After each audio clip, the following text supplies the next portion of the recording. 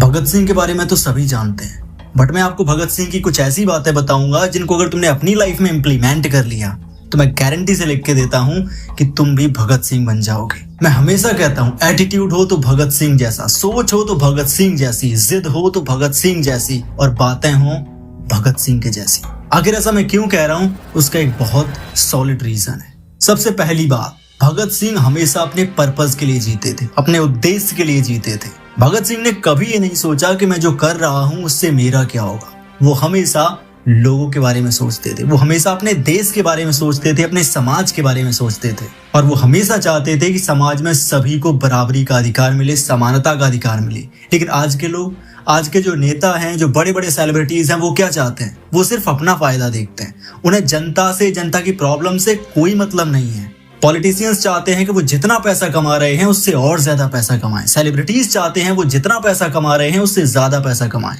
अमीर चाहते हैं कि हम और अमीर बनते जाएं। गरीब के बारे में कौन सोचता है? कोई नहीं सोचता। लेकिन भगत सिंह वो इंसान थे जो हमेशा लोगों के बारे में ये सोचते थे कि सभी को बराबरी का अधिकार मिले, गरीब हो चाहे अमीर हो, सबके लिए बराबरी होनी चाहिए। ऐसी सोच थी भगत सिंह की। और भगत सिंह ने पहले भी ये कहा था कि आजादी का मतलब सिर्फ ये नहीं है कि हमें अंग्रेजों को देश से बाहर निकालना है। आजादी का मतलब है सबको समानता का अधिकार दिलाना। क्योंकि अगर आजादी के पहले लोगों की हालत जैसी है, लोगों की हालत अगर आजादी के बाद भी वैसी ही रही तो आजादी मिलने का फायदा क्या है? लेकिन आज के टाइम पे उनकी बातें सच होती हुई दिखाई दे रही हैं। क्योंकि गरीब जनता आजादी के पहले जैसी थी, आज भी लगभग उसकी हालत एक जैसी है। मैं ऐसा क्यों कह रहा हूँ? क्योंकि कोई गरीब आदमी अगर कोई क्राइम करता है, चोरी करता है, कोई भी काम करता है, कोई भी क्राइम करता है, उसको जेल में डाल दिया जाता है। और अगर यही काम कोई अमीर इंसान करे, कोई पॉलिटिशियन करे, कोई बड़ा ऑफिसर करे, उसके लिए कोई कानून नहीं है। उसको सिर्फ सस्पेंड किया जाता है, या हो सकता है वो भी न किया जाए। ये कैसी बराबरी है? ये कैसी आजादी है? भगत सिंह ने इसी के लिए लड़ाई लड़ी थी और इसी के लिए उन्होंने कुर्बानी दी। दूसरी चीज जो भगत सिंह के अंदर थी वो थी पढ़ने की भूख। वो पढ़ने के बहुत शौकीन थे। वो पढ़ने के कितने शौकीन थे आप इस चीज से अंदाजा लगा सकते हो। जब उनको फांसी होने वाली थी तो जब पुलिस वाला उनके पास गया ये बोलने के लिए कि भगत सिंह चलो तुम्हें फांसी दी जानी है, तब भगत सिंह पढ़ रहे थे और वो लेनिन की किताब पढ़ रहे थे। जब उनसे पूछा गया कि चलो फांसी के लिए रेडी हो जाओ, तो उन्होंने कहा बस थोड़ी देर और रुक जाओ, मैं लेनिन की बायोग्राफी पढ़ रहा हूँ, कृपया थोड़ा रुक जाओ, उसके बाद में चलता हूँ। उनके पास चीजों की क्लैरिटी थी। कम्युनिज्म, कैपिटलिज्म, आजादी का असली मतलब क्या होता है, उनको सब क्लियरली पता था। आज के यूथ को तो ये तक नहीं पता है कि आजादी होती क्या है। उनको बस इतना चाहिए, इंस्टाग्राम पे रील्स देख ली, यूट्यूब पे फालतू के शॉर्ट्स देख लिए, अपना टाइम वेस्ट कर लिया सोशल मीडिया पे।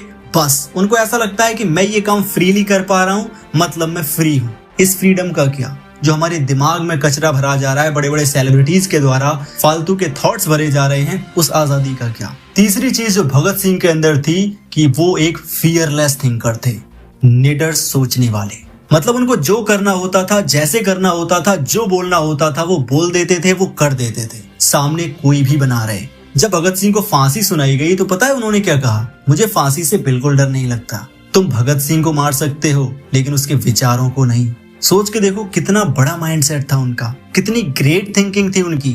और फियरलेस तो इतने थे कि जज के सामने खड़े होकर जज से कह रहे थे कि तुम निकल जाओ हमारे देश से, अब बहुत ज्यादा समय नहीं बचा है तुम्हारे पास, जितना जल्दी हो सके मेरा देश छोड़ के चले जाओ। सोच के देखो, एक 23 साल का लड़का कोर्ट में खड़ा होकर जज के सामने बोल रहा है कि यहाँ से निकल जाओ।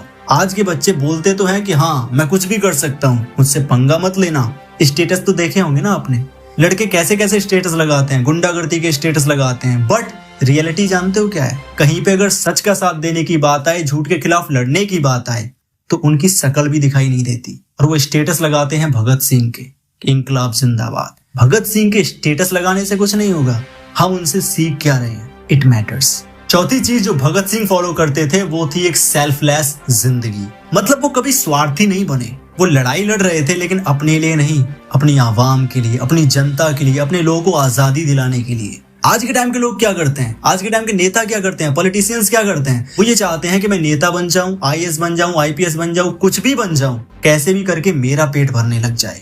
मैं अगर 1 लाख रुपए कमाता हूं तो मैं 2 कमाने लग जाऊं, 2 कमाता हूं तो 4 कमाने लग जाऊं, 4 कमाता हूं तो 8 कमाने लग जाऊं। पॉलिटिशियंस भी क्या करते हैं? वो करोड़ों का घपला कर देते हैं। बीच में मरता कौन है? जनता, जिसको इन सब चीजों के बारे में पता तक नहीं चलने दिया जाता। एक भगत सिंह थे जो सिर्फ जनता के लिए जीते थे, अपने समाज के लिए जीते थे, और एक आज के नेता हैं जो सिर्फ और सिर्फ अपने स्वार्थ के लिए जीते हैं। उन्हें जनता की प्रॉब्लम से कोई मतलब नहीं है। और पांचवी चीज जो भगत सिंह के पास थी वो थी एक रिवॉल्यूशनरी सोच। वो कभी शॉर्ट टर्म की चीजें नहीं सोचते थे, वो लॉन्ग टर्म विजन रखते थे, वो दूर की सोचने वाले इंसान थे। भगत सिंह ने अपनी पूरी की पूरी जिंदगी देश के नाम कर दी। जब भी कोई उनसे पूछता था कि शादी कब करोगे, तो उनका बस एक ही जवाब आता था। वो कहा करते थे कि मेरी शादी ऑलरेडी हो चुकी है, आजादी के साथ। भगत सिंह वो क्रांतिकारी थे जिन्होंने पूरे भारत को दिखा दिया कि अगर तुम्हारे पास जुनून है, जिद है और सही स्ट्रेटजी है तो तुम पूरे दुनिया को हिला सकते हो। मेरे दोस्त, आज भी हमारे देश में बहुत सारे भगत सिंह की जरूरत है। मैं आपसे चाहता हूं कि अपने लिए आवाज उठाओ, अपने समाज के लिए आवाज उठाओ। जो गलत हो रहा है उसको गलत कहो, जो सही हो रहा है उसका कभी साथ मत छोड़ो। आई होप इस वीडियो में आपने भगत सिंह के बारे में कुछ अच्छा सीखा होगा। अगर आप चाहते हो कि ऐसा ही वैल्यूएबल और एजुकेशनल कंटेंट मैं आपके लिए लेकर आता रहूं, then do subscribe my YouTube channel और मिलते हैं अगले वीडियो में। Thanks for watching this video.